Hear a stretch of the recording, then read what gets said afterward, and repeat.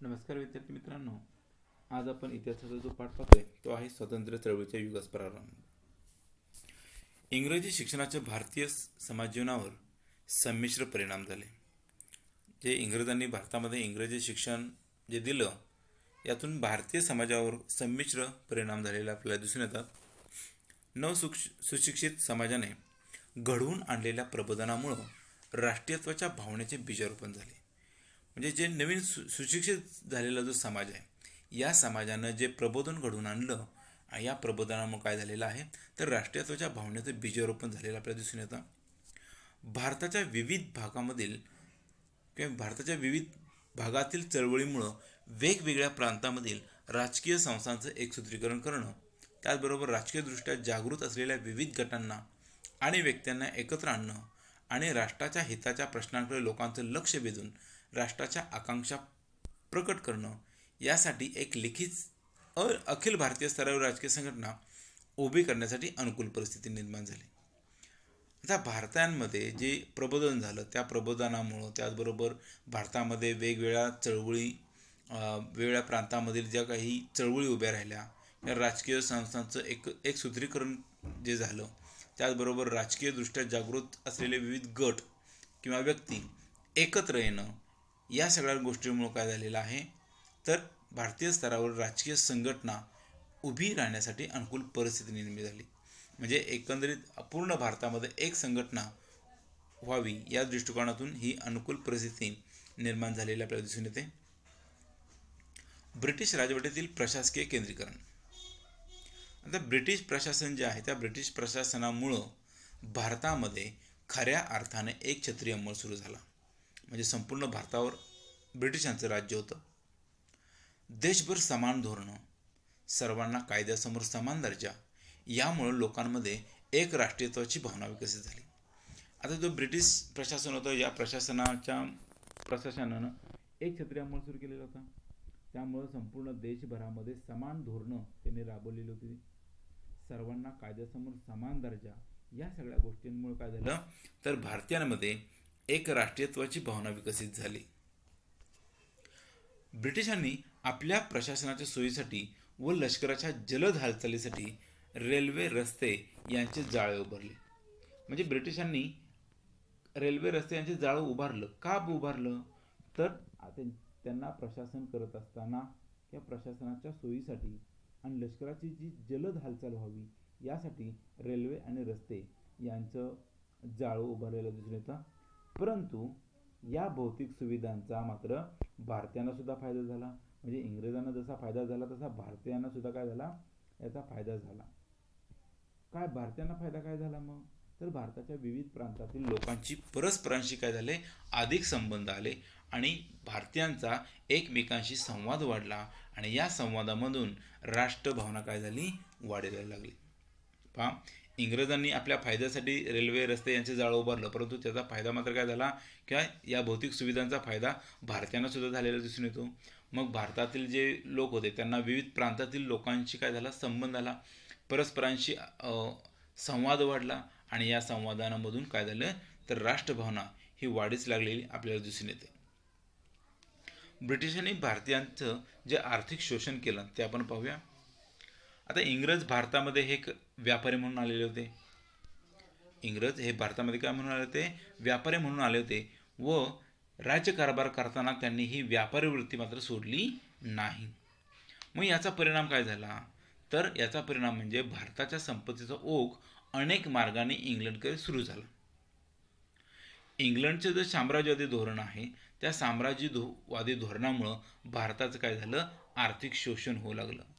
म्हणजे भारताचं आर्थिक शोषण होऊ लागलं म्हणजेच काय होऊ लागलं तर इंग्रजांनी शेतकऱ्यांना सक्तीनं काय करायला लागली ती नगदी पिके म्हणजे ज्यातून पैसा मिळतो. मग यामध्ये ऊस, कॉफी, तंबाखू अशा सारखे पिकं घ्यायला लागली. त्याचबरोबर शेतसाऱ्याचं ओझं म्हणजे शेतकऱ्यांना विविध करांचं ओझं लादलं गेलं.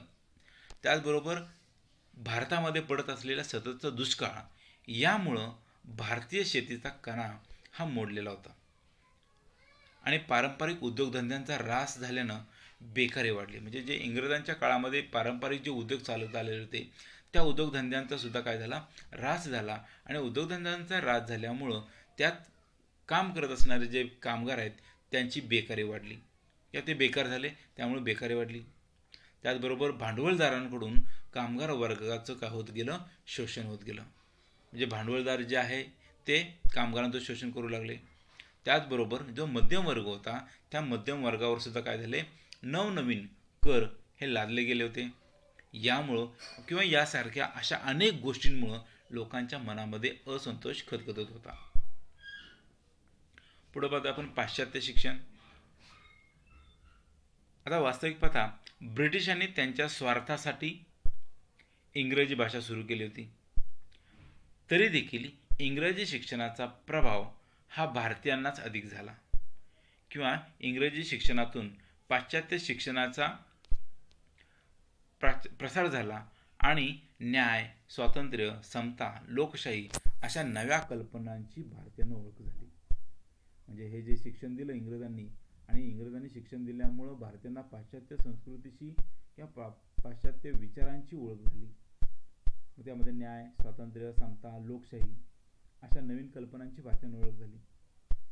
बुद्धिनिष्ठा, विज्ञाननिष्ठा, मानवतावाद, राष्ट्रवाद अशी मूल्य भारतीयांनी आत्मसात केली. त्यामुळं आपल्या देशाचा कारभार करण्यासाठी आपण सक्षम असून या मूल्यांच्या आधारावर आपल्या देशाची उन्नती साधावी अशी भावना रुजू लागली. म्हणजे जे पाश्चात्य शिक्षण मिळालं त्या पाश्चात्य शिक्षणाच्या माध्यमातून भारताने काही मूल्य आत्मसात केली. त्यामध्ये बुद्धिनिष्ठा आहे, विज्ञाननिष्ठा, मानवतावाद, राष्ट्रवाद. त्याचबरोबर त्यांना असं जाणवं लागलं की आपल्या देशाचा कारभार करण्यासाठी आपण सक्षम असू आणि या मूल्यांच्या आधारावर आपण आपल्या देशाची उन्नती साधू शकतो अशी भावना ही भारतीयांमध्ये रुजू लागली. आणि इंग्रजी भाषेमुळं भाषिक विविधतेचे संपन्न असलेल्या भारताला संपर्काचे एक नवीन माध्यम मिळालं. म्हणजे इंग्रजी भारतामध्ये आपण पाहिलं तर विविध भाषाचे लोक राहतात, विविध भाषा बोलणारे लोक राहतात. पण इंग्रजी भाषा ही सर्व भारतामध्ये एक भाषा निर्माण झाली की जेणेकरून भारतीयांचं एकमेकांशी संपर्क होऊ शकत होता, किंवा भारतीयांना एका भाषेमधून बोलता येत होतं. त्यामुळं एकमेकांचा संपर्क वाढला आणि एकमेकांना संवादाचं एक नवीन माध्यम या भाषेच्यामुळं त्यांना मिळालेलं होतं. पुढे पाहतो आपण भारताच्या प्राचीन इतिहासाचा अभ्यास. कोलकाता येथे ब्रिटिशांनी एशियाटिक सोसायटीची स्थापना केली. कोलकाता या ठिकाणी काय केलेले आहे, ब्रिटिशांनी एशियाटिक सोसायटीची स्थापना केलेली आहे. आणि अनेक भारतीय व पाश्चिमात्य विद्वानांनी काय केलं, भारतीय संस्कृतीचा अभ्यास केला. म्हणजे पाश्चिमात्य विद्वान होते, त्याचबरोबर भारतीय विद्वान होते, या सर्वांनी काय केलेलं आहे, भारतीय संस्कृतीचा अभ्यास सुरू केला. मग संस्कृत, फारसी आणि अन्य भारतीय भाषांमधील हस्तलिखितापासून त्यावरील संशोधने सुद्धा काय केली, प्रसिद्ध केली. म्हणजे त्यांनी संस्कृत भाषा, त्याचबरोबर फारसी आणि अशा अन्य भारतीय भाषांमधील काय केली, हस्तलिखिते तपासली आणि त्यावर त्यांनी आपलं स्वतःचं संशोधन प्रसिद्ध केले. यामध्ये डॉक्टर भाऊदाजी लाड, डॉक्टर राघव भांडारकर म्हणजे असे काही जे भारतीय विद्वान होते त्यांनी भारताच्या प्राचीन भारतीय संस्कृतीचा सखोल अभ्यास केलेला. आणि आपल्याला प्राचीन समृद्ध वारसा लाभलेला आहे हे समजल्यानं भारतीयांची अस्मिता जागृत झाली. भारतीयांची अस्मिता कधी जागृत झाली की ज्यावेळी त्यांना हे कळालं की आपल्याला प्राचीन समृद्ध वारसा लाभलेला आहे, आपल्या भारतीय संस्कृतीला प्राचीन समृद्ध असा वारसा लाभलेला आहे हे समजल्यामुळं भारतीयांची अस्मिता जागृत झाली. पुणे येथे भांडारकर प्राच्यविद्या संशोधन मंदिर, पुणे या ठिकाणी भांडारकर प्राच्यविद्या संशोधन मंदिर ही संस्था गेल्या 100 वर्षापासून कार्यरत आहे. त्यानंतर आपण वर्तमानपत्राचे कार्य. आता 19व्या शतकामध्ये भारतात निर्माण झालेल्या इंग्रजी व प्रादेशिक वृत्तपत्रांनी काय केलेले आहे, राष्ट्रीय भावना जोपासण्यास महत्त्वाची कामगिरी केलेली. आता ही वृत्तपत्र विविध प्रादेशिक भाषांमधून त्याचबरोबर वृत्तपत्र, नियतकालिके ही प्रसिद्ध झाली. आणि या वृत्तपत्रामधून राजकीय आणि सामाजिक जागृती होऊ लागलेली होती.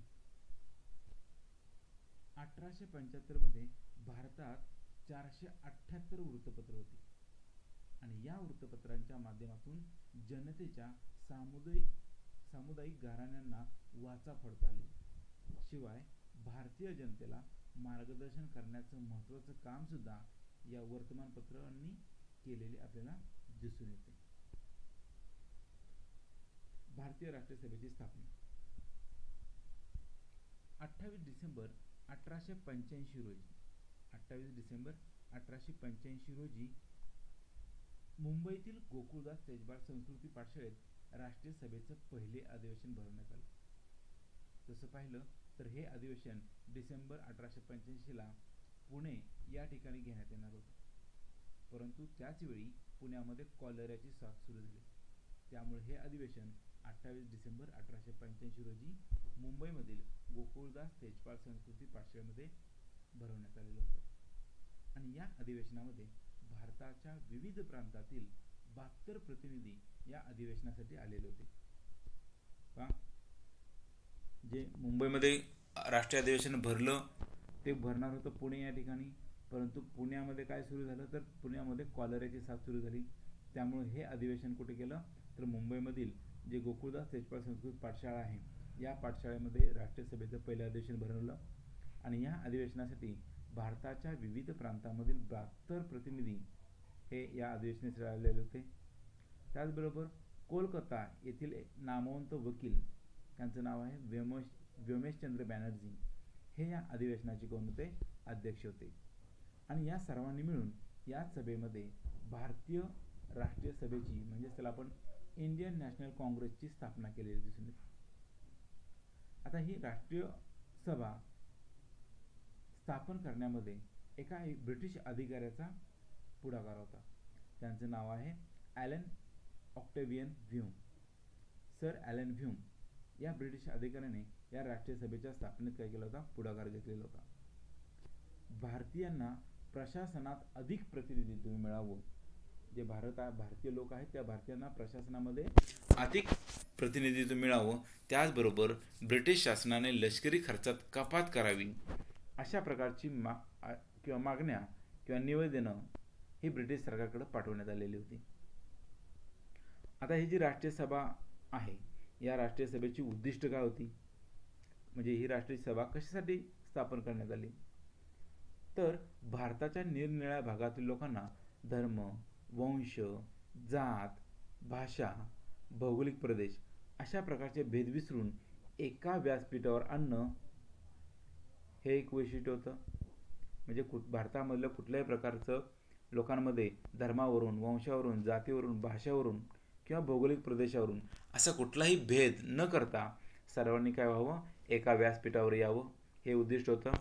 त्याचबरोबर परस्परांच्या समस्या जाणून घेऊन विचारविमर्श करणं, म्हणजे भारतामधल्या प्रत्येकाच्या कोणकोणत्या समस्या आहेत या समस्या जाणून घेऊन त्याच्यावर काय करणं विचारविमर्श करणं हे एक दुसरं वैशिष्ट्य होतं. त्याचबरोबर सर्व भारतीय लोकांमध्ये ऐक्यभावना वृद्धिंगत करणं आणि राष्ट्राच्या उन्नतीसाठी प्रयत्न करणं अशी अनेक वैशिष्ट्य हे राष्ट्रीय सभेचे आपल्याला दिसून येतात. मावळ युग 1885 ते 1905. राष्ट्रीय सभेच्या स्थापनेनंतरच्या सुरुवातीच्या दशकात त्याचे कार्य संतपणे सातत्याने सुरू होतं. राष्ट्रीय सभेचे नेते वास्तववादी व उच्च शिक्षित होते. जे राष्ट्रीय सभा आहे त्या राष्ट्रीय सभेचे जे नेते होते ते वास्तववादी आणि उच्च शिक्षित असे होते. त्याचबरोबर संघटन कार्यामधून भक्कम पाया उभारला पाहिजे याची त्यांना जाणीव होती. म्हणजे संघटन कार्यामधून काय करायचं आहे भक्कम पाया उभारला पाहिजे अशी जाणीव त्यांना होती. पाश्चात्य विचारवंतांच्या उदारमतवादी तत्त्वज्ञानाचा स्वातंत्र्य, समता, बंधुता यासारख्या अनेक मूल्यांचा या वास्तववादी व उच्च शिक्षित असलेल्या नेत्यांवर त्यांचा विश्वास होता किंवा त्यांचा प्रभाव होता आणि त्यांचा सनदशीर मार्गाने विश्वासवर होता. सनदशीर मार्गावर त्यांचा काय होता विश्वास होता आणि सनदशीर मार्गाने मागणी केल्यास सनदशीर मार्गाने मागणी केल्यास इंग्रज आपल्याला किंवा आपल्या मागण्या मान्य करतील किंवा आपल्या मागण्यांना न्याय देतील अशी आशा वाटत होती, की जे मावळवादी होते. मग यामध्ये गोपाळकृष्ण गोखले, फिरोजशाह मेहता, सुरेंद्रनाथ बॅनर्जी हे जे होते हे मवाळ पुढारी होते. राष्ट्रीय सभेच्या अधिवेशनामध्ये प्रांतिक विधिमंडळामध्ये लोकप्रतिनिधी असावेत. तर राष्ट्रीय सभेचे अधिवेशन जे आहे त्या अधिवेशनामध्ये जे प्रांतिक विधिमंडळामध्ये लोकप्रतिनिधी असावेत.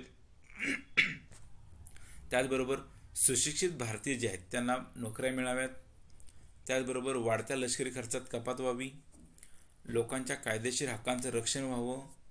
त्याचबरोबर कार्यकारी संस्था व न्यायसंस्था यांची फारकत करावी, असे विविध ठराव त्यांनी या अधिवेशनामध्ये मांडले गेले. जे राष्ट्रीय सभेचं अधिवेशन झालं त्यामध्ये काय काय ठरलेल्या गोष्टी आहेत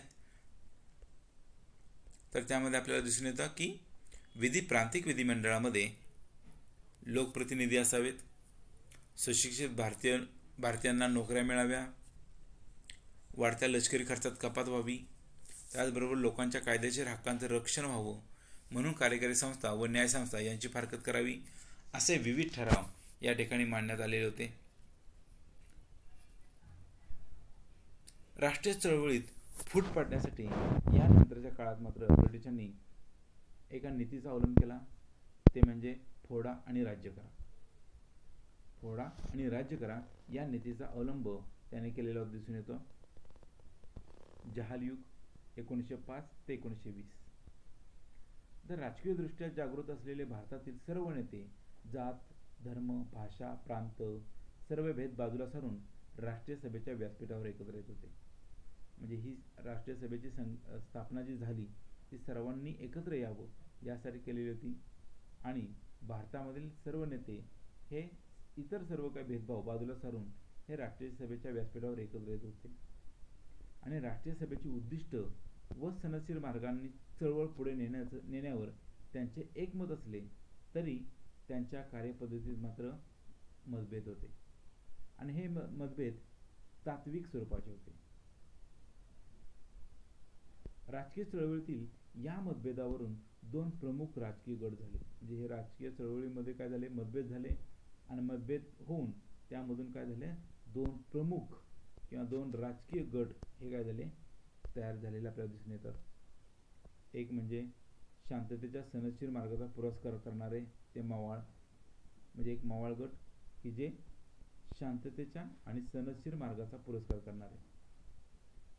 व दुसरा गट होता तो म्हणजे जहाल गट की जो स्वातंत्र्यासाठी अधिक तीव्र संघर्ष केला पाहिजे असे मानणारे ते जहाल गट होते.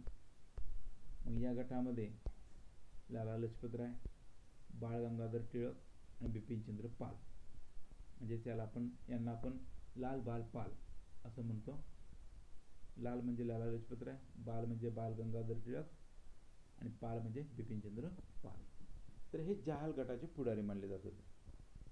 आणि सुरुवातीच्या काळामध्ये जहाल नेत्यांनी भारतीयांमध्ये राजकीय जागृती घडवून आणण्यासाठी वृत्तपत्र, राष्ट्रीय उत्सव व राष्ट्रीय शिक्षण यासारख्या मार्गांचा अवलंब केला.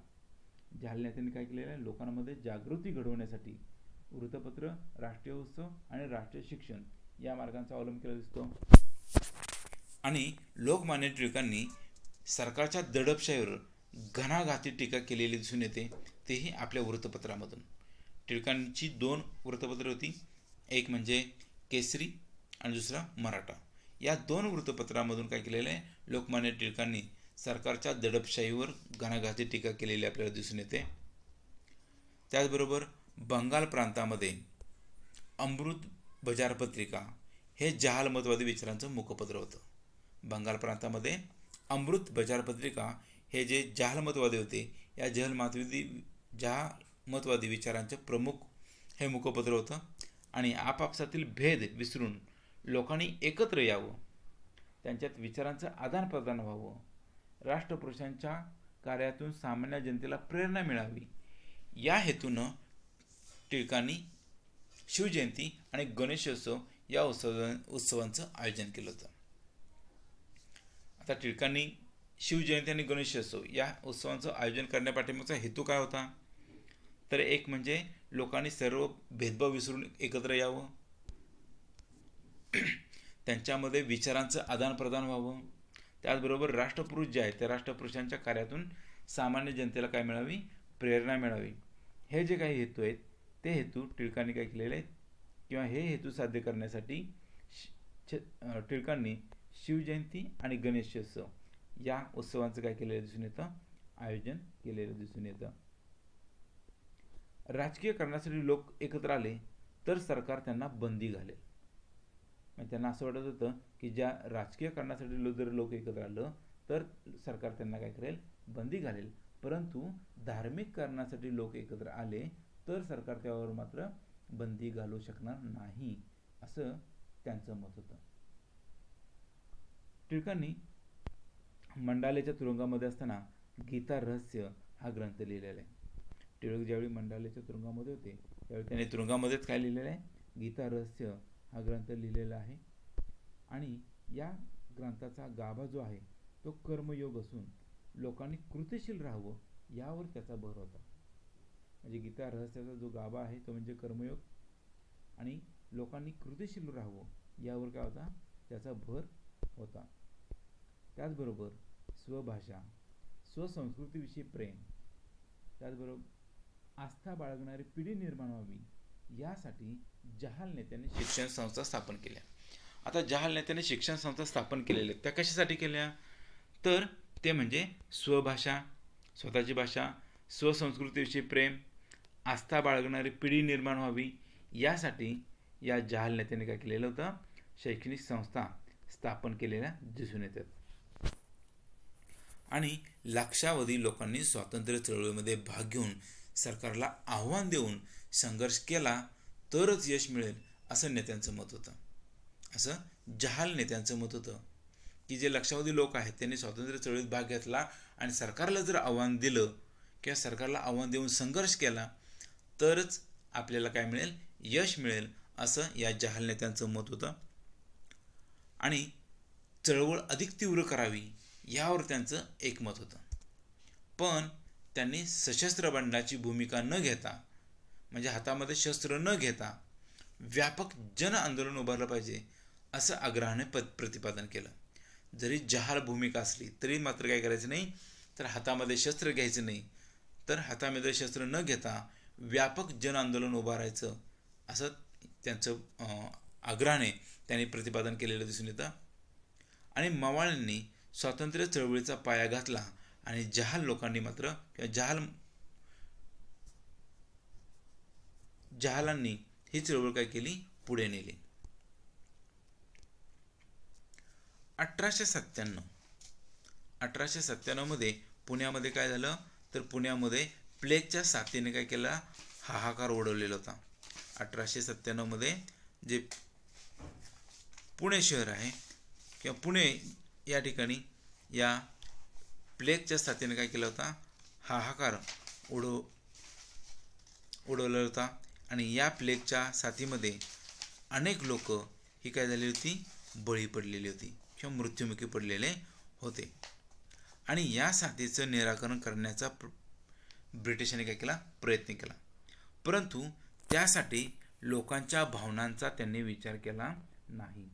म्हणजे प्लेगच्या साथीचं निवारण करण्याचा प्रयत्न केला परंतु त्या ठिकाणी त्यांच्या भावनांचा विचार त्यांनी केलेला दिसून येत नाही. म्हणजे पुण्यात प्लेग कमिशनर म्हणून मिस्टर रँड यांची नियुक्ती करण्यात आली होती. आणि प्लेग निर्मूलनाची त्याची पद्धत मात्र भारतीयांना चीड आणणारी होती हे आपल्याला दिसून येतं. भारतीयांना प्लेग निर्मूल कार्यात सहभागी करून घेतलं असतं आणि त्याबद्दलचं शिक्षण जर त्यांना दिलं असतं तर प्लेगचं निवारण अधिक चांगल्या रीतीने करता आलं असतं. परंतु रँड या अधिकाऱ्याने तसं न करता त्याने आपल्या शिपायांना प्लेगच्या जंतूचं निर्मूलन करण्याच्या उद्देशानं लोकांच्या घरामध्ये घुसवलं. सनातनी प्रवृत्तीच्या लोकांना हे कधीच मानवलं नाही. आणि प्लेग झालेले रोगी शोधण्यासाठी कुलपे लावलेली घरे देखील पोलिसांनी फोडली. देवघरापर्यंत रँडचे शस्त्रधारी पोलीस जात होते. घरातील चीज वस्तू शिपायांनी लंपास केल्या. कित्येक घरे जाळून टाकली. काही शिपायांनी तर दुकानातील पैशाच्या तिजोऱ्या फोडून हडप केल्या. शिलाईसारख्या मशीनवर प्लेगचे जंतू असल्याची शक्यता नसतानाही अशा वस्तू सुद्धा जाळून टाकल्या. यामुळं जनतेमधला प्रक्षोभ वाढतच गेला आणि मुंबईहून व्हिक्टोरिया राणीचा वाढदिवस समारंभ संपून येत असलेल्या मिस्टर रँडला आणि त्याच्या एका सहकाऱ्याला चापेकर बंधूंनी ठार केलं किंवा गोळी घालून ठार केलं, त्यांचा वध केला. अर्थात त्यांना नंतर चापेकर बंधूंना फाशीची शिक्षा झाली आणि लोकमान्य टिळकांनी केसरीमधून सरकारच्या प्लेगविषयी जे धोरण होतं त्या धोरणावर कडाडून हल्ला चढवला. यामुळं रँड साहेबाच्या खुनाला टिळकांनीच प्रवृत्त केलं असा इंग्रजांनी अर्थ काढला व टिळकांना 18 महिन्यांची शिक्षा झाली. आणि लोकमान्यांच्या शिक्षेमुळं जनतेच्या असंतोषामध्ये अधिकच भर पडत गेलेली आपल्याला दिसून येते. यानंतर आपण पाहतोय बंगालची फाळणी. हिंदू मुस्लिम समाजामध्ये दुहीचं बीज पेरून म्हणजे दोघांमध्ये हिंदू आणि मुस्लिम समाजामध्ये तेढ निर्माण करून फोडा आणि राज्य करा या नीतीचा अवलंब करायचं हे ब्रिटिशांनी ठरवलं. म्हणजे यांच्यामध्ये तेढ निर्माण करायची आणि त्यांना एकमेकांपासून अलग करायचं अशा नीतीचा अवलंब ब्रिटिशांनी करायचं ठरवलं. आणि तत्कालीन म्हणजे त्यावेळचे जे व्हाईसरॉय होते त्यांचं नाव आहे लॉर्ड कर्झन. या लॉर्ड कर्झनने या गोष्टीला खतपाणी घातलं. बंगाल हा एक मोठा प्रांत होता आणि या प्रांताचा कारभार करणं प्रशासकीय अवघड असल्याचं कारण पुढं करून या लॉर्ड कर्झन याने 1905 मध्ये बंगाल प्रांताची फाळणी जाहीर केली. म्हणजे बंगाल प्रांत मोठा आहे आणि त्याचा प्रशासकीयदृष्ट्या काम करण्यास अवघड आहे हे कारण त्याने पुढे केलं आणि 1905 मध्ये बंगाल प्रांताची फाळणी त्याने जाहीर केली. आणि या फाळणीमुळं जो मुस्लिम बहुसंख्यांचा जो पूर्व बंगाल आणि हिंदू बहुसंख्यांकाचा पश्चिम बंगाल अशी रचना या फाळणीमुळं आपल्याला झालेली दिसून येतं. आणि फाळणीमुळं हिंदू मुस्लिमात फूट पाडून स्वतंत्र चळवळ दुर्बल करणं हा त्या पाठीमागचा छुपा हेतू होता. म्हणजे जी कर्झनने फाळणी जाहीर केली त्याच्या पाठीमागचा एक छुपा हेतू होता, तो म्हणजे काय करणं तर हिंदू मुस्लिम यांच्यामध्ये फूट पाडायची आणि स्वातंत्र्य चळवळ दुर्बल करायची हा त्यांचा हेतू होता. वंगभंग चळवळ बंगालमध्येच नव्हे तर संपूर्ण भारतामध्ये या फाळणीविरोधात जनमत झालं आणि 16 ऑक्टोबर हा फाळणीचा दिवस राष्ट्रीय शोक दिन म्हणून पाळण्यात येऊ लागला. पहा, फक्त बंगालमध्ये नाही तर संपूर्ण भारतामध्ये याच्या विरोधात जनमत काय झालं जागृत झालं आणि 16 ऑक्टोबर हा दिवस राष्ट्रीय शोक दिन म्हणून काय करू लागला पाळण्यात येऊ लागलेला होता. आणि भारतभर निषेध सभांद्वारे सरकारचा निषेध केला गेला. म्हणजे या फाळणीविरोधात सरकारचा निषेध करण्यासाठी भारतभर काय केलं निषेध सभा भरवल्या गेल्या. त्याचबरोबर वंदे मातरम हे गीत सर्वत्र गायले जाऊ लागले. त्याचबरोबर ऐक्याचं प्रतीक म्हणून रक्षाबंधनाचा कार्यक्रम सुद्धा घेण्यात आलेला होता. सरकारी शाळा महाविद्यालय या सगळ्या गोष्टींवर बहिष्कार टाकून मोठ्या संख्येने विद्यार्थी या चळवळीत सामील झाले. म्हणजे विद्यार्थ्यांनी सरकारी ज्या शाळा होत्या त्या शाळा किंवा महाविद्यालय यांच्यावर बहिष्कार टाकला आणि या चळवळीमध्ये सर्व विद्यार्थी सामील झाले. आणि जे हे वंगभंग आंदोलन जे आहे त्या वंगभंग आंदोलनाचं नेतृत्व जे होतं ते कोणी केलेलं आहे तर सुरेंद्रनाथ बॅनर्जी, त्याचबरोबर आनंद मोहन बोस, रवींद्रनाथ टागोर या नेत्यांनी या आंदोलनाचं काय केलेलं आहे नेतृत्व केलेलं आपल्याला दिसून येतं. आणि वंगभंग चळवळीनं भारतीय राष्ट्रीय सभेची व्याप्ती वाढली आणि ती एक राष्ट्रीय चळवळ बनली. म्हणजे ही जी वंगभंग चळवळ झाली त्या वंगभंग चळवळीच्या माध्यमातून राष्ट्रीय सभेची व्याप्ती काय झाली होती वाढलेली होती आणि ती एक आता राष्ट्रीय म्हणजे देश पातळीवरची चळवळ ही बनली गेलेली होती.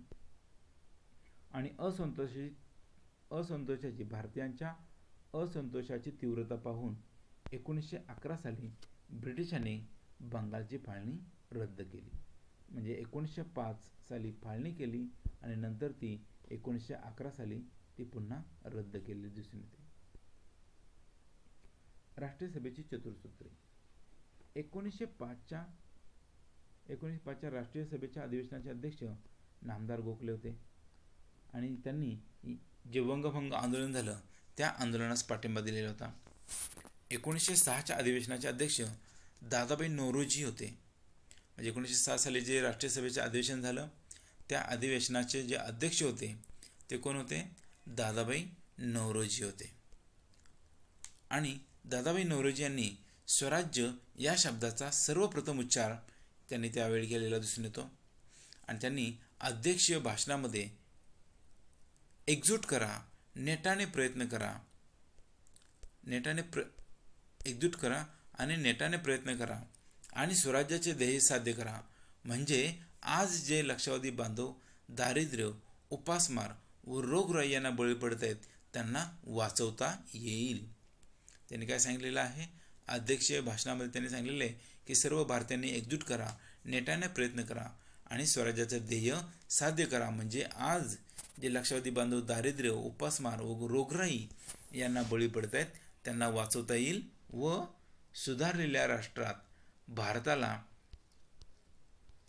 जे मानाचं स्थान होतं ते पुन्हा प्राप्त होईल असा संदेश आपल्याला दिलेला आहे. आणि याच अधिवेशनामध्ये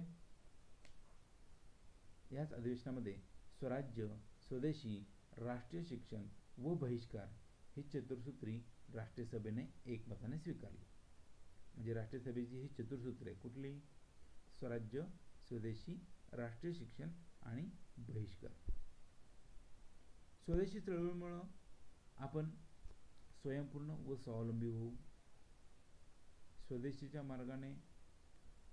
मार्गाने जाण्यासाठी आपल्याला देशातील भांडवल, साधनसामुग्री, मनुष्यबळ आणि अन्य सर्व शक्ती आपल्याला एकत्रित कराव्या लागतील आणि यातूनच आपल्या देशाचं हित आपल्याला साधता येईल. म्हणजे जर स्वदेशी मार्ग वापरला तर आपल्याला देशातील जे भांडवल आहे, साधनसामुग्री आहे, मनुष्यबळ आहे आणि अन्य सर्व शक्ती यांना आपल्याला एकत्र कराव्या लागतील. म्हणजे जेव्हा आपल्याला स्वदेशी मार्गाने जायचं आहे त्यावेळी या सगळ्या गोष्टी काय कराव्या लागतील?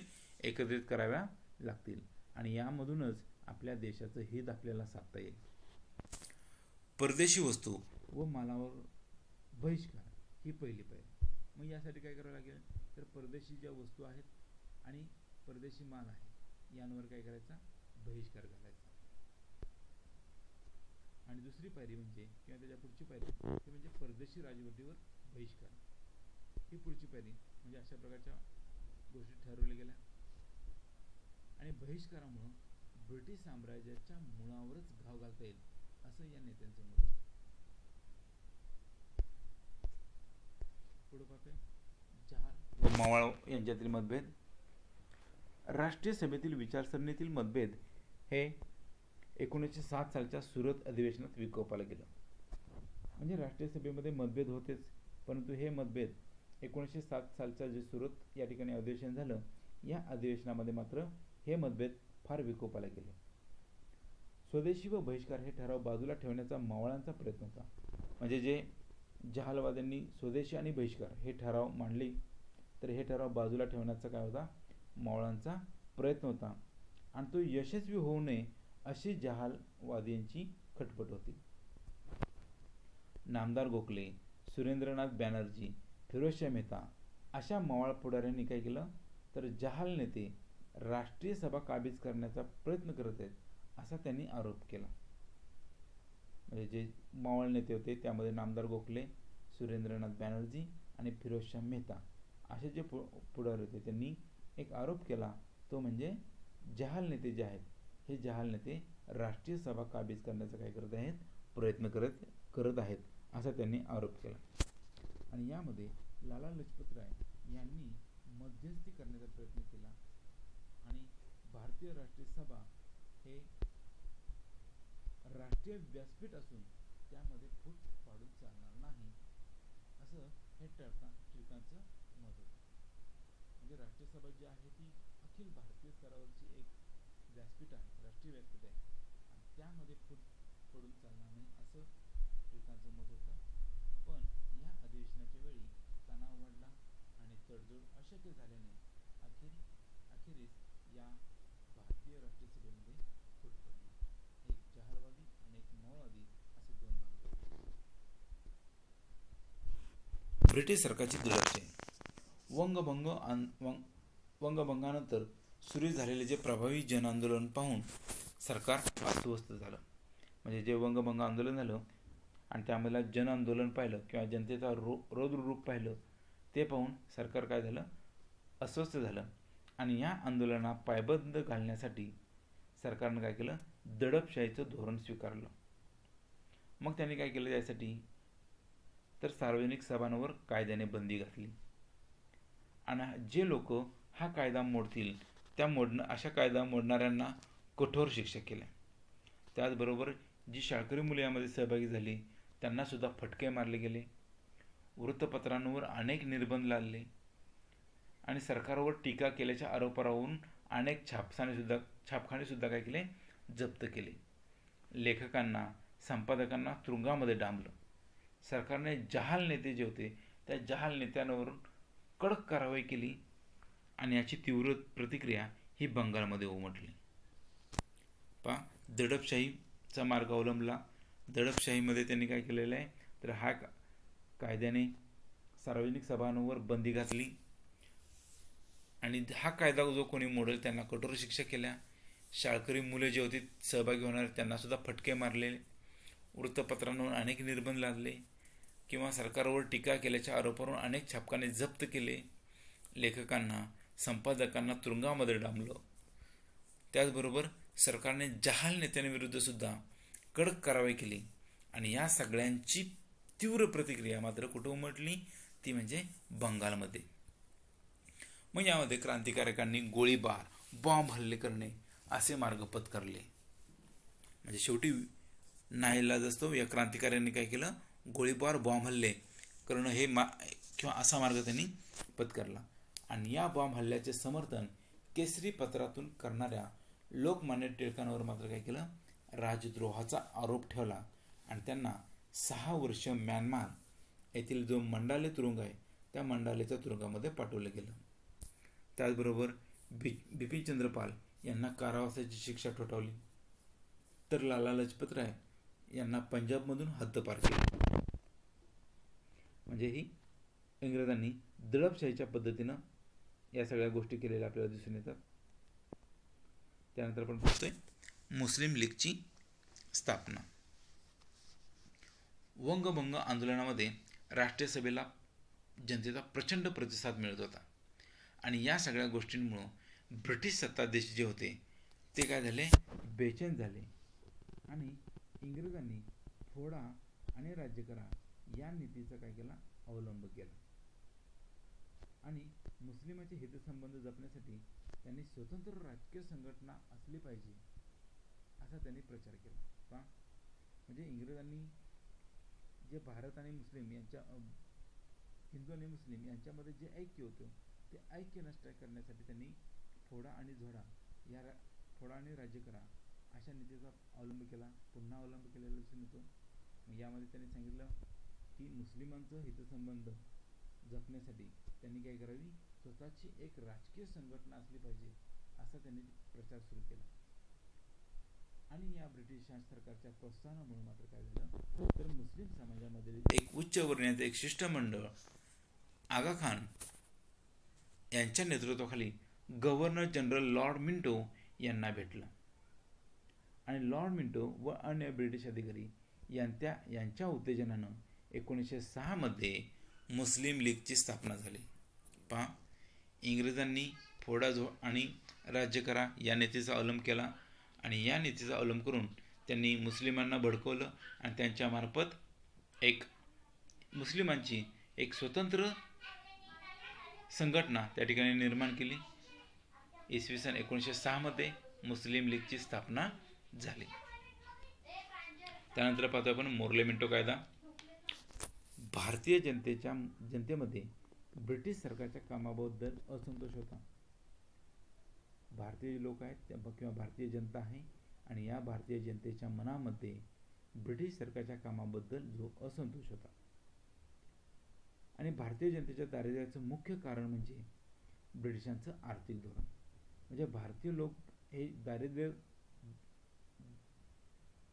लोक किंवा भारतीय जनता यांच्याचं जे दारिद्र्य होतं त्या दारिद्र्याचं मुख्य कारण म्हणजे काय, तर ते म्हणजे ब्रिटिशांचं किंवा ब्रिटिशांनी आखलेलं आर्थिक धोरण. अशी भावना ही जनतेच्या मनामध्ये होती. कर्जांचं दडपशाहीचं धोरण, सुशिक्षित भारतीयांना नोकऱ्यांमध्ये समाविष्ट न करणं, भारताबाहेर आफ्रिकेत भारतीयांना अन्याय वागणूक, यामुळं या असंतोषामध्ये किंवा भारतीय जनतेच्या असंतोषामध्ये आणखीन भर पडली. म्हणजे जनतेमध्ये त्यांच्या विरोधात भावना होतीच, परत कर्जांचं दडपशाहीचं धोरण, त्याचबरोबर सुशिक्षित भारतीयांना नोकऱ्यांमध्ये समावेश न करणं, भारताबाहेर आफ्रिकेमध्ये भारतीयांना अन्यायकारी वागणूक मिळणं, या सगळ्या गोष्टींमुळं भारतीयांच्या मनामध्ये आणखीन असंतोष पसरला गेलेला होता. आणि या असंतोषाला तात्पुरती मलमपट्टी म्हणजे या संतोष कमी करण्यासाठी काहीतरी मार्ग करावा, यासाठी मोर्ले मिंटो सुधारणा कायदा हा 1909 मध्ये करण्यात आला. म्हणजे भारतीयांच्या मनामधला असंतोष कमी करण्यासाठी इंग्रजांनी मोर्ले मिंटो सुधारणा कायदा हा निर्माण केला. आणि या कायद्यान्वये कायदेमंडळामधील भारतीय सदस्यांची संख्या वाढवण्यात आली. पहा, म्हणजे जो भारतीयांच्या मनामध्ये असंतोष खदखदत होता, मोठ्या प्रमाणात असंतोष निर्माण झालेला, त्यामध्ये काहीतरी कमी करावे किंवा भारतीयांच्या मनामधला असंतोष कमी करण्यासाठी मोर्ले मिंटो हा कायदा करण्यात आला 1909 साली. आणि या कायद्यान्वये कायदेमंडळातील भारतीय सदस्यांची संख्या वाढवण्यात आली आणि काही निर्वाचित भारतीय प्रतिनिधींचा समावेश कायदेमंडळामध्ये करण्याची तरतूद करण्यात आली. म्हणजे कायदेमंडळामध्ये भारतीय सदस्यांची संख्या वाढवली, त्याचबरोबर निर्वाचित भारतीय प्रतिनिधींचा समावेश या कायदेमंडळामध्ये करण्याची तरतूद केली. आणि याच कायद्यान्वये मुस्लिमांसाठी विभक्त मतदारसंघाची योजना सुद्धा करण्यात आली. आणि या ब्रिटिशांच्या कुटील नीतीमुळं भारतामध्ये मात्र काय झालं, फुटीरवृत्तीची बीजं पेरली गेली. म्हणजे लोकांमध्ये द्वेष निर्माण केला, लोकांच्या मध्ये किंवा धर्मामध्ये तेढ निर्माण केली. आणि हे बीज हे ब्रिटिशांनी रोवलेलं होतं, पेरलेलं होतं. त्यानंतर आपण पाहतोय लखनौ करार. भारतीय राष्ट्रीय सभेच्या 1916च्या लखनौ अधिवेशनामध्ये टिळकांच्या नेतृत्वाखाली राष्ट्रीय सभेतील मतभेद मिटवण्याचा प्रयत्न झाला. म्हणजे टिळकांनी जे राष्ट्रीय सभेचं अधिवेशन होतं 1916 साली जे अधिवेशन होतं लखनौ या ठिकाणी, मग या अधिवेशनामध्ये टिळकांच्या नेतृत्वाखाली जे राष्ट्रीय सभेमध्ये जो मतभेद होता तो मिटवण्याचा प्रयत्न झाला. आणि याच वर्षी भारतीय राष्ट्रीय सभा व मुस्लिम लीग यांच्यात ही समिट घडून आला. म्हणजे या ठिकाणी टिळकांच्या पुढाकाराने जहालवतमध्ये किंवा राष्ट्रीय सभेमध्ये जे अंतर्गत मतभेद होते ते मिटवण्याचा प्रयत्न झाला. त्याचबरोबर त्याच वर्षी राष्ट्रीय सभा आणि मुस्लिम लीग यांच्यामध्ये सुद्धा समिट घडून आला. यालाच लखनौ करार असं म्हटलं जातं. लखनौ करार कशाला म्हणायचं पहा, की जो लोकमान्य टिळकांच्या नेतृत्वाखाली राष्ट्रीय सभेमध्ये जो मतभेद होते ते मिटवण्याचा प्रयत्न झाला. त्याच वर्षी राष्ट्रीय सभा आणि मुस्लिम लीग यांच्यामध्ये सुद्धा समिट घडून आला. यालाच काय म्हणायचं, लखनौ करार असं म्हटलं जातं.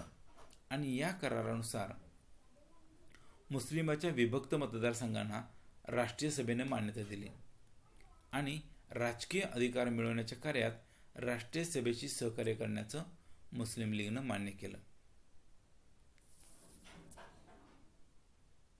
त्यानंतर पाहतो आपण होम रूल चळवळ.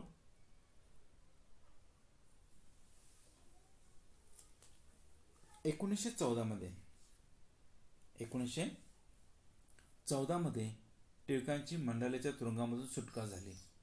जे टिळकांना शिक्षा झाली होती 6 महिन्याची, तर त्या मंडालेच्या तुरुंगामधून त्यांची सुटका झाली. तेव्हा युरोपामध्ये पहिल्या महायुद्धाला तोंड फुटलेलं होतं. युरोप खंडामध्ये काय झालं होतं, पहिलं महायुद्ध घडत होतं. आणि या युद्धाचा थेट परिणाम भारताला सुद्धा काय होत होते, भोगावे लागत होते. मग हे कशाद्वारे, तर दैनंदिन ज्या गरजेच्या वस्तू होत्या त्या वस्तूंचे भाव वाढले. कारण या पहिल्या महायुद्धात इंग्लंडसुद्धा या महायुद्धामध्ये सहभागी झालेलं होतं. त्यामुळे त्याचे परिणाम भारताला भोगावे लागत होते. मग ते दैनंदिन गरजेच्या वस्तूंचे भाव वाढले. त्याचबरोबर ब्रिटिश सरकारनं भारतीयांवर अनेक निर्बंध लादली. यामुळे भारतीयांमध्ये असंतोष वाढू लागला. आणि अशा परिस्थितीमध्ये डॉक्टर ॲनी बेझंट व लोकमान्य टिळक यांनी होम रूल चळवळ सुरू केली. होम रूल म्हणजे काय, तर आपला राज्यकारभार आपण करणं, याला स्वशासन असं म्हटलं जातं. म्हणजेच होम रूल चळवळ म्हणजे काय, तर आपला राज्यकारभार आपण करणं, यालाच स्वशासन असं म्हणतात. आणि आयर्लंड या देशातही वसाहतवादाविरुद्ध चळवळ सुरू झाली होती. आणि त्याच धर्तीवर भारतीय होम रूल चळवळीने स्वशासनाचे अधिकार ब्रिटिश सरकारकडे मागितले. आता यामध्ये होम रूल चळवळ म्हणजे काय आपण पाहिलं तर ते म्हणजे आपला राज्यकारभार आपणच करणं. आणि आयर्लंड हा एक देश आहे की या देशामध्ये सुद्धा वसाहतवादाविरुद्ध अशी चळवळ सुरू झाली होती. आणि त्याच धर्तीवर भारतामध्ये भारतीय होम रूल चळवळीने स्वशासनाचे अधिकार ब्रिटिश सरकारकडे मागितले होते. यामध्ये डॉक्टर ॲनी बेझंट व लोकमान्य टिळक यांनी देशभर काय केले, दौरे काढले. देशभर त्यांनी झंझावाती दौरे काढले आणि दौरे काढून स्वशासनाची मागणी ही लोकांपर्यंत पोहोचवली. आणि यामध्ये स्वराज्य हा माझा जन्मसिद्ध हक्क आहे व तो मी मिळवणारच असं टिळकांनी ठामपणे सांगितलेलं होतं. म्हणजे स्वराज्य म्हणजे काय, तर हा आपला जन्मसिद्ध हक्क आहे आणि तो आपण मिळवायला पाहिजे असं टिळकांनी ठामपणे सांगितलेलं दिसून येतं. पहिलं महायुद्ध आणि भारत. युरोपातील युद्धजन्य परिस्थिती, त्याचबरोबर भारतीय जनतेतील वाढता असंतोष, होम रूल चळवळीची वाढती लोकप्रियता आणि या परिस्थितीमध्ये भारतीयांचं सहकार्य मिळवणं ब्रिटिशांना गरजेचं होतं. म्हणजे पहिल्या महायुद्धामधील भारतीय लोकांचं सहकार्य मिळवायचं हे ब्रिटिशांना गरजेचं होतं. मग यासाठी त्यांनी काय केलं, सुधारणेचा पुढचा हप्ता भारतीयांना द्यायचा, म्हणजे भारतीयांना काही राजकीय अधिकार द्यावे असे ब्रिटिश सरकारनं ठरवलं. पहा, युरोपामध्ये युद्ध घडते, युरोपामध्ये इंग्लंड या युद्धामध्ये सहभागी आहे आणि भारतीयांना भारतीयांचं सहकार्य हवं आहे. यासाठी त्यांनी काय केलं, तर भारतीय जनतेमध्ये वाढता असंतोष आणि होम रूल चळवळीची वाढती लोकप्रियता, या परिस्थितीमध्ये त्यांना भारतीयांचं सहकार्य मिळवायचं होतं किंवा ब्रिटिशांना ते गरजेचं होतं. यासाठी त्यांनी काय केलेलं आहे, तर सुधारणेचा पुढचा हप्ता भारतीयांना द्यायचा. म्हणजे नक्की काय करायचं, तर भारतीयांना काही राजकीय अधिकार द्यावे असे ब्रिटिश सरकारने ठरवलं. आणि भारताला टप्प्याटप्प्याने स्वशासनाचे अधिकार आणि जबाबदार राज्य पद्धती देण्यात येईल असं 1917 मध्ये तत्कालीन म्हणजे त्यावेळेचे भारत मंत्री होते मॉन्टेग्यू यांनी घोषित केलं. का भारताला कसं अधिकार मिळतील, तर टप्प्याटप्प्याने स्वशासनाचे अधिकार देण्यात येतील आणि जबाबदार राज्यपद्धती देण्यात येईल असं 1917 मध्ये त्यावेळेचे जे भारत मंत्री होते मॉन्टेग्यू यांनी घोषित केलं. सरकार जर भारतीयांना मागण्यांविषयी सहानुभूती व समजूतपणा दाखवणार असेल तर भारतीय जनता देखील सरकारला सहकार्य करेल असं टिळकांनी जाहीर केलं. म्हणजे जर सरकार भारतीयांच्या मागण्याविषयी सहानुभूती किंवा समजूतपणा दाखवणार असेल तर भारतीय जनता सुद्धा काय करेल, सरकारला सहकार्य करेल असं टिळकांनी जाहीर केलं. आणि टिळकांचं हे जे धोरण होतं त्याला, या धोरणाला प्रतियोगी सहकारिता असं म्हटलं जातं. त्यानंतर आपण पाहतोय मॉन्टेग्यू-चेम्सफोर्ड कायदा. 1919 मध्ये ब्रिटिश पार्लमेंटनं एक घटनात्मक सुधारणा घडवून आणण्यासाठी एक कायदा मंजूर केला. 1919 मध्ये ब्रिटिश सरकारनं काय केलेलं आहे की भारतामध्ये घटनात्मक सुधारणा घडवण्यासाठी एक कायदा मंजूर केला. त्या कायद्याला काय म्हणायचं आहे, मॉन्टेग्यू-चेम्सफोर्ड कायदा. मॉन्टेग्यू-चेम्सफोर्ड कायदा असं त्याचं नाव आहे. आता हा कायदा काय करतोय, तर या कायद्यान्वये जी बिनमहत्त्वाची खाती आहेत, म्हणजे ज्यांना महत्त्व नाही अशी खाती भारतीय मंत्र्यांकडे सोपवण्यात आली. परंतु यामध्ये अर्थ खातं, महसूल खातं आणि गृह खातं ही खाती मात्र काय होती, गव्हर्नरच्या ताब्यामध्ये होती. आणि जी काही महत्त्वाची खाती नव्हती, बिनमहत्त्वाची खाती, ती ती मात्र काय केली होती, भारतीय मंत्र्यांकडे सोपवलेली होती. 1919च्या कायद्याने भारतीयांना किंवा भारतीयांच्या जबाबदार राज्यपद्धतीच्या मागणीला पुरेसा वाव मिळाला नाही. त्यामुळं या कायद्याने काय झालं, सर्व भारतीयांची निराशा केली आणि हे स्वराज्य नव्हे आणि त्याचा पायाही नव्हे असं लोकमान्य टिळकांनी या कायद्यावर टीका केली. लोकमान्य टिळकांनी कायद्यावर कोणत्या शब्दांमध्ये केलेले, तर हे स्वराज्यही नाही आणि त्याचा पायाही नाही अशा पद्धतीनं लोकमान्य टिळकांनी ब्रिटिश सरकारवर टीका केली दिसून येते. आणि जर सरकारला नमवायचं असेल, म्हणजे ब्रिटिश सरकारला नमवायचं असेल, तर आंदोलन अधिक तीव्र करण्याची गरज आहे. आता हे सर्व भारतीयांना कळून चुकलेलं आहे. त्यामुळं भारत आता एका नवीन आंदोलनाला सिद्ध झालेला दिसून येतो. या ठिकाणी हा पाठ संपलेला आहे.